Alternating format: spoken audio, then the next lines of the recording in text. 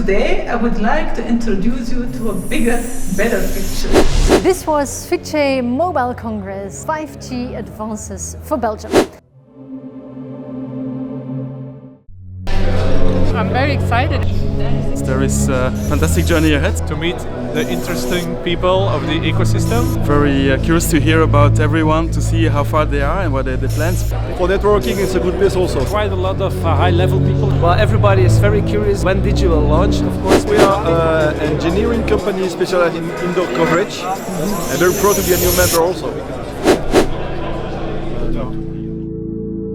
Good afternoon, welcome on the Fitce Mobile Congress. We started off the day with a welcoming by Sofie Pollin, after which 3 keynotes followed.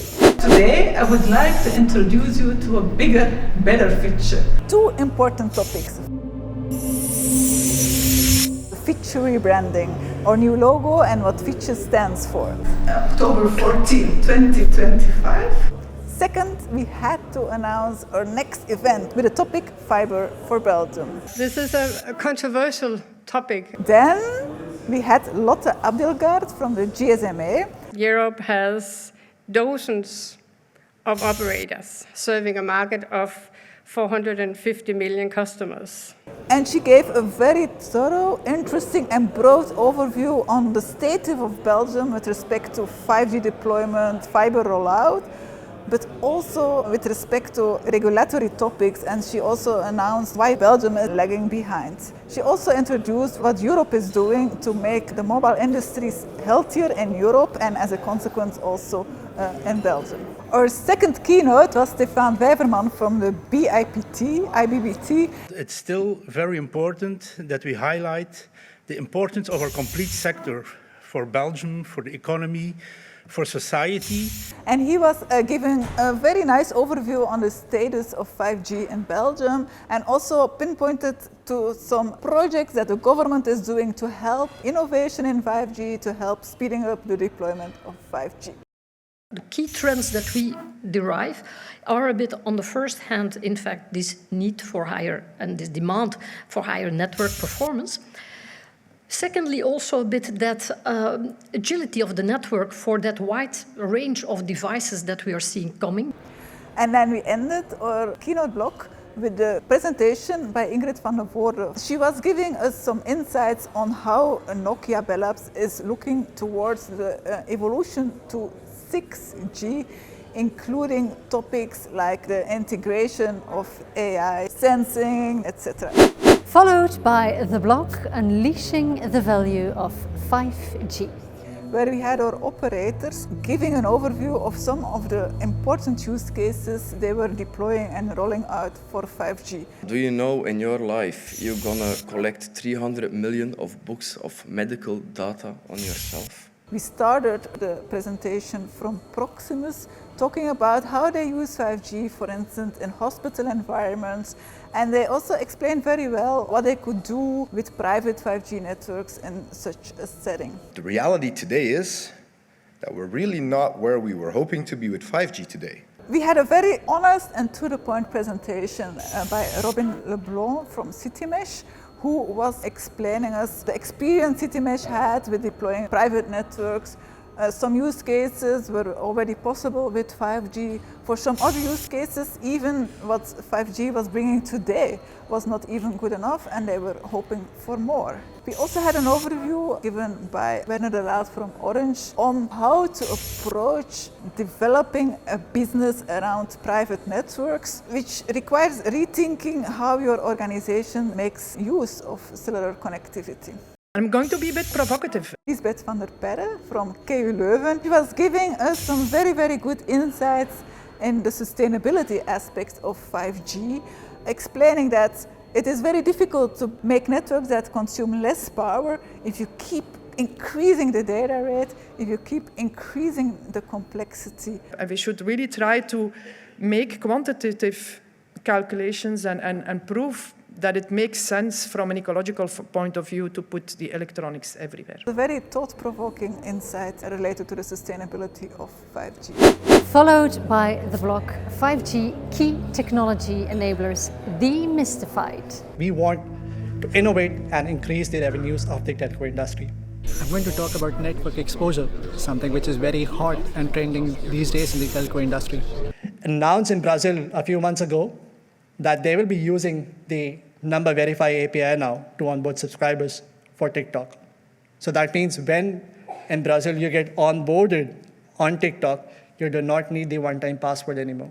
The authentication happens in the backend. It's silent, it's secure. It improves your customer experience without the SMSs.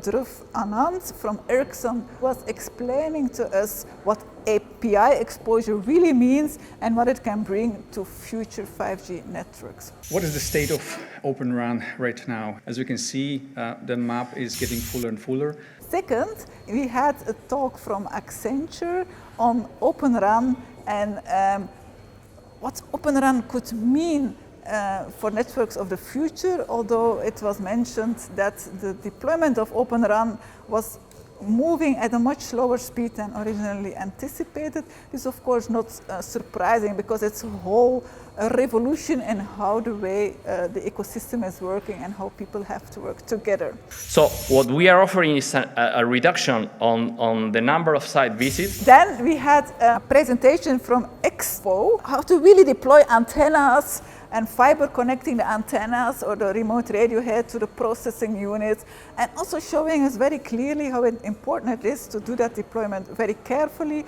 to make sure it can be tested locally and remotely. With the Cloud RAN and the Open RAN, we got a new opportunity to kind of centralize or consolidate some RAN functions in a more centralized location. And our final presentation was by Volker Rieker from CommScope, and also they explained that the cell site of the future basically has very degrees of freedom in how to deploy everything.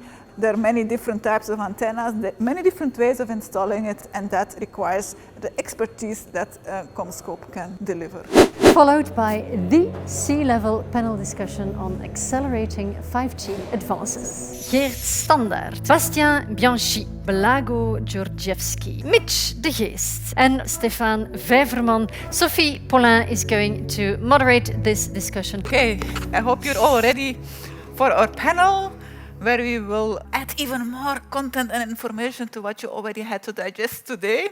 The panel was quite friendly and collaborative, so we did not ask any nasty questions, but we discussed topics where we believe the operators and the regulator can really work together and see together how they can make 5G in Belgium better and more sustainable. The 4 topics we discussed were what's the real benefit of 5G compared to 4G, and why is rolling out a 5G network more difficult?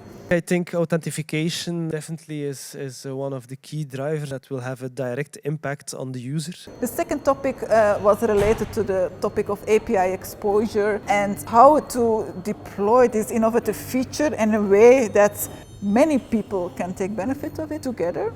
We should go to that network of networks where hopefully we can find that frictionless end-to-end experience. The third topic was related to indoor coverage and the fact that this is really a problem and probably is also going to be difficult for 6G to solve.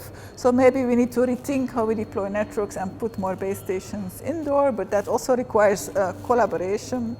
We as an operator were still the bit pipe, and I really believe, and that's what we call internally the trinity of innovation, that we have now 3 technologies out there, being AI, being cloud and compute and storage, of course, in the cloud, and 5G.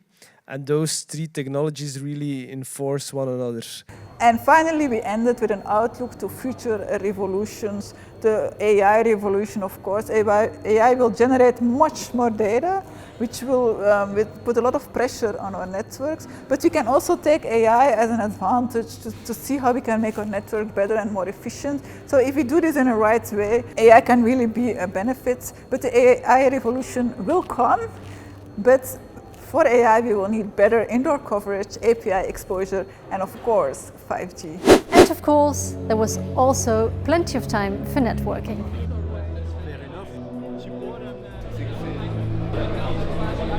See you next year for the Fitce Fiber Congress, October 14, 2025.